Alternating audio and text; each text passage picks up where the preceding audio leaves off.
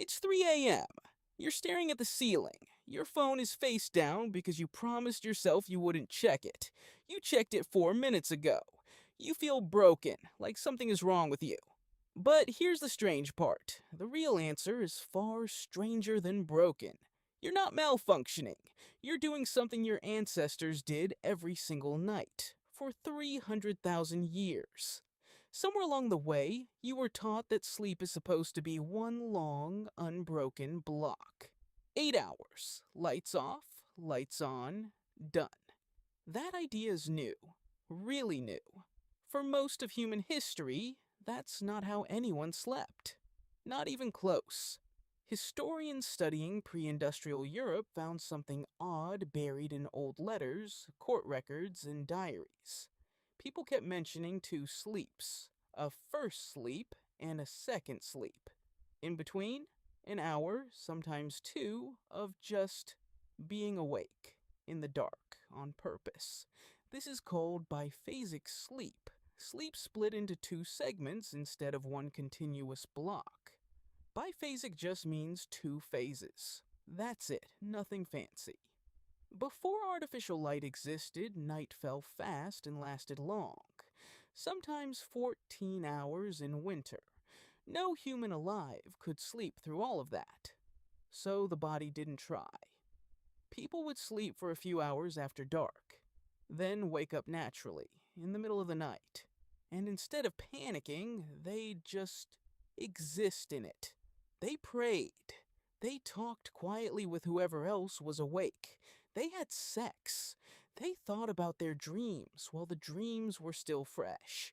Some got up and tended the fire. Some just lay there, awake, unbothered. Then, after an hour or two, they'd drift into a second sleep and wake up with the sun.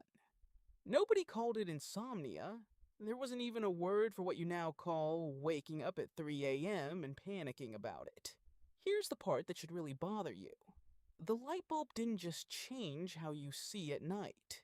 It changed how you sleep. Cheap artificial light let humans compress the night into one tidy block, cramming everything into a smaller window.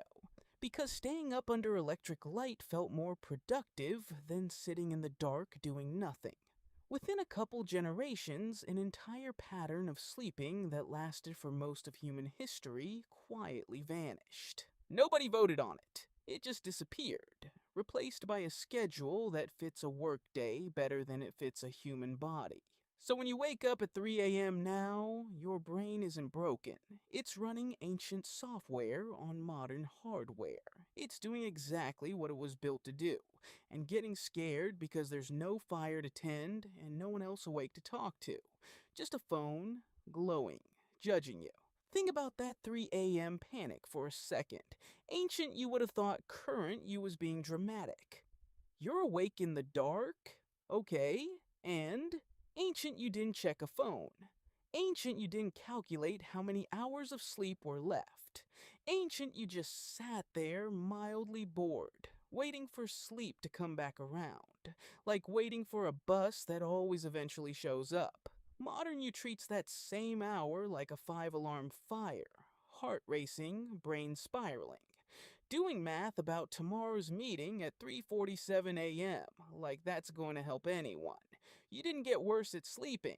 You just got told, very convincingly, that a completely normal biological pattern is a personal failure. So next time it's 3 a.m. and you're staring at the ceiling, you're not broken. You're just early for your second sleep. Ask how I know.